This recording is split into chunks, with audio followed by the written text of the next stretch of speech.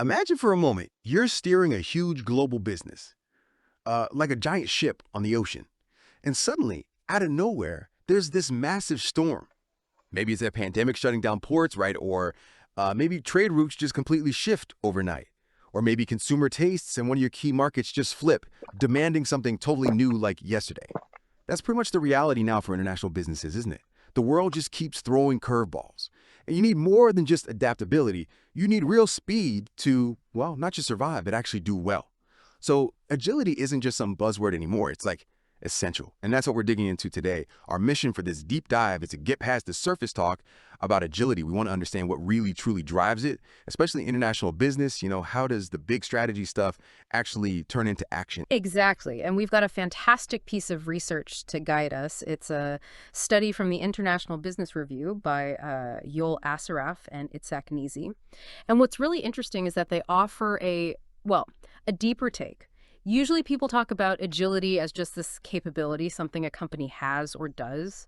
But Asseraf and Gnizy dig into the underlying agile resources. Think of them as like the building blocks, the stuff you need before you can even be agile. Okay, right. Let's unpack that because, loads of companies talk about being agile, especially if they operate globally. But what does it really mean in that context? Is it just being flexible, or is there something specific that these researchers are pointing to?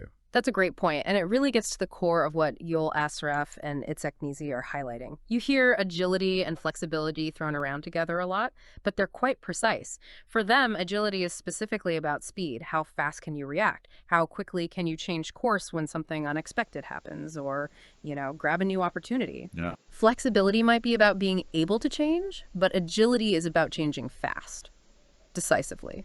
I see. So the old way of thinking about it was maybe a bit narrow, like agility was just the action you take after something changes. Yeah, often seen as just that action component or maybe a dynamic capability. But this study says, hang on, let's look broader. Let's look at what enables that fast action in the first place. Okay. And that's where their concept of agile resources comes in. They argue that these are the real drivers. If you want to understand agility, you need to start here. Right. So let's get into these agile resources then. The first one they talk about is the agile mindset. What exactly is that? Like, can you paint a picture? Okay, so imagine an organization where people are just naturally, almost instinctively looking for better ways to do things. Innovation isn't this separate department. It's just how things are done. Change isn't seen as this big, scary threat, but more like, okay, what's the opportunity here? The cultural thing, really. The research defines it as a resource that actively drives the firm to seek out and try new management methods, new approaches. It encourages people to be alert, to notice potential innovations. So it's about constantly questioning That's things. exactly. Questioning the status quo, being open to updating how you see things. And it's not just talk, it involves actual routines. Like, how do you motivate people to try stuff? How do you experiment, maybe fail, learn, and then implement changes? Right, the practical side. Yeah. Managers need to genuinely see change as an opportunity, fighting that inertia that can creep in. It supports making those little adjustments, those strategic twists they mentioned, to keep things fresh. That sounds powerful, but also hard. I mean, challenging the status quo isn't always easy in big companies. What stops firms from really developing this mindset? Oh, definitely hard. Inertia is a huge one. Just, we've always done it this way thinking. Plus, you need a culture where it's okay to experiment and maybe not get it right first time. That requires leadership buy-in, real psychological safety. Hierarchies can stifle it too. Makes sense. You need the culture and the leadership. Yeah. Okay, so mindset is one key resource. But even with the best mindset, you need the ability to actually do things quickly. Which brings us to the second resource, Agile Slack. Now, Slack sounds inefficient, doesn't it? Like wasted resources just sitting around. How is that agile? Yeah, it does sound counterintuitive, especially to, say, a finance director focused purely on efficiency. But Agile Slack, in this context, isn't waste. It refers to those uncommitted resources, money, maybe even people's time that are deliberately kept available beyond immediate needs. Okay. The key is they can be deployed quickly for new strategies. Think cash reserves not earmarked for anything specific or maybe a bit of leeway in budgets. So it's like a strategic reserve. Precisely. It's about readiness. It lets firms react to those sudden shifts, a new competitor, a regulatory change, without massive disruption or months of budget wrangling. It allows for experimentation, too. You can try a new approach in one market using that slack without pulling resources from core operations. For international firms facing constant unpredictability, this is, well, vital. It's having the ammo ready. Right, so it's not waste, it's strategic buffering. I get Yeah. it. Less about pure efficiency, more about resilience and opportunity. Okay, so we've got these two crucial ingredients, the Agile mindset and Agile Slack. How do they actually connect to, the bottom line?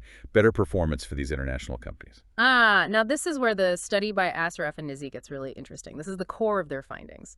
They analyzed data from 179 managers and found something really clear. Both Agile Mindset and Agile Slack are strong drivers of marketing strategy effectiveness capability. Okay, hold on. Marketing strategy effectiveness capability. What does that mean in plain English? Good question. It basically means how good the company is at taking its big picture marketing strategy and actually turning it into concrete actions on the ground.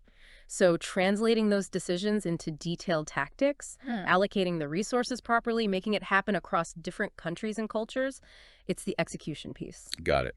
So mindset and Slack help you get better at doing marketing strategy effectively. Exactly. And that capability, being effective at implementing marketing strategy, is what then directly drives international performance. Profitability, sales growth, market share, all that good stuff. So it's a chain. Resources, effective strategy, execution, performance. Precisely. But here's the kicker, the really surprising part of their research. They found that the agile resources themselves, the mindset and the Slack, they don't have a direct line to international performance. Wait, really? So just having the mindset isn't enough? Just having the Slack isn't enough? Apparently not, according to their data. The impact is indirect. It flows through that marketing strategy effectiveness. It means you can have the most innovative mindset in the world and loads of spare cash. But if you can't actually translate that into effective marketing actions in your international markets, it doesn't boost your performance directly. Wow. It highlights how critical that ability to exploit the resources through effective capabilities really is. It's the bridge. So for anyone listening, the takeaway isn't just be agile or have Slack. It's build these resources so that you can execute your strategy more effectively. That execution bit is key. Absolutely. And it throws that whole idea about agile Slack into sharper relief, too. The study suggests that chasing maximum efficiency, squeezing out every last bit of Slack, might actually hamstring your ability to implement new strategies quickly and effectively. Building in that agile Slack, even if it looks a bit wasteful on a spreadsheet, might be the very thing that allows you to walk the talk when a new opportunity or threat appears. It's practical readiness over theoretical efficiency. That really challenges some traditional management thinking, doesn't it? Fascinating. Okay. So for managers listening, trying to navigate this very turbulent global environment, what's the practical advice here? How do you consciously build this agility? Well, the research from Asseraf and Gnizy gives some pretty clear pointers. 4 main recommendations come out of it. First, actively cultivate that agile mindset. Don't just hope it happens. Encourage new methods. Reward people for challenging the status quo.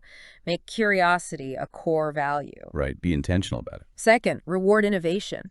Make it safe, even desirable, to try unconventional things. Signal that learning from experiments, even failed ones, is valuable. Okay. Tangible rewards. Third, measure and update. Keep tabs on your organization's agile mindset. Is it real? Is it growing? And keep updating the methods you use. Don't let things get stale. Makes sense. Keep it dynamic. And fourth, crucially, build agile Slack.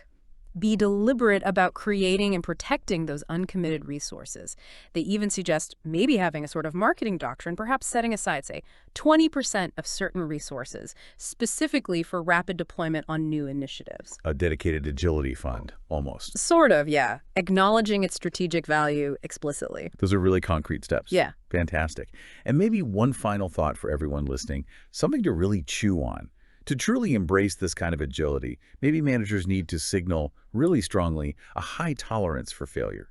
Perhaps it's about choosing action, choosing experimentation, even with the risk of stumbling over the perhaps bigger failure of just doing nothing. Standing still while the world changes around you. It's about always pushing, always learning,